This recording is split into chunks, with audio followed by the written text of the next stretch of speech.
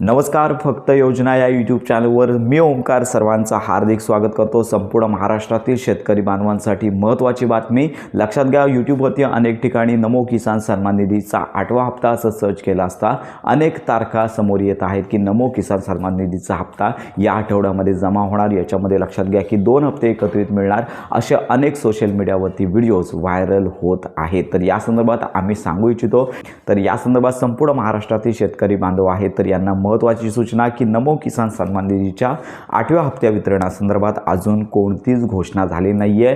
लक्षात घ्या की महाराष्ट्राचं अधिकृत ज्याचं संकेतस्थळ आहे या ठिकाणी सर्वात प्रथम नमो किसान सन्मान निधीच्या 8व्या हप्ते वितरणासंदर्भातला सर्वात प्रथम GR प्रसिद्ध होईल आणि त्याच्यानंतरच हा लाभ आहे तो संपूर्ण महाराष्ट्रातील शेतकरी बांधवांना एकाच दिवशी DBT पोर्टलद्वारे वितरित केला जाणार आहे। तर लक्षात घ्या की अजून तरी GR आले नाहीये आणि सध्या संपूर्ण महाराष्ट्रामध्ये ZP म्हणजे जिल्हा परिषद निवडणुका आहेत। तर या पार्श्वभूमीवरती हा जो लाभ आहे तो वितरित होणे लक्षात घ्या शक्यता वर्तवण्यात येत होती, परंतु हा जर लाभ येत असेल तर आता पुढील 2 ते 3 दिवस बाकी आहेत। या दिवसांमध्ये हा लाभ येऊ शकतो, अन्यथा निवडणुका झाल्यानंतरच हा लाभ आहे तो वितरित केला जाऊ शकतो। तर या संदर्भात संबंधित विभागामार्फत तुमच्या जवळच्या असणाऱ्या कृषी ऑफिस या ठिकाणी देखील तुम्ही विचारणा करू शकता। तर अजून तरी शासनामार्फत तशा कोणत्या सूचना आले नाही आहेत। तर यामध्ये एक मात्र नक्की आहे की PM किसान सन्मान निधीचा जो पुढचा हप्ता आहे तो मात्र फेब्रुवारी महिन्यामध्ये वितरित करण्याची शक्यता वर्तवण्यात येत आहे। तर ही आताची महत्त्वाची बातमी आहे।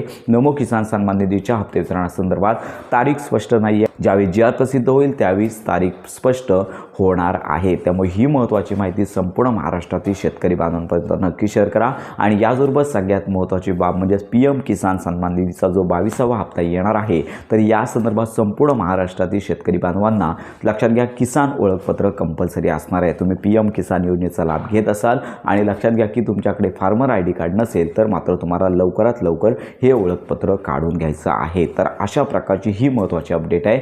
संपूर्ण महाराष्ट्रातील शेतकरी बांधवांपर्यंत ही अपडेट नक्की शेअर करा। हप्ते वितरणाची घोषणा झाल्यानंतर त्वरित व्हिडिओ आपल्या चॅनलवरती दिला जाणार आहे। तर अशा प्रकारे ही महत्त्वाची माहिती संपूर्ण महाराष्ट्रातील शेतकरी बांधवांपर्यंत नक्की शेअर करा। योजनांसंदर्भात खात्रीशीर माहितीसाठी आपल्या फक्त योजना या चॅनलला लाईक, सबस्क्राईब आणि हाईप नक्की करा।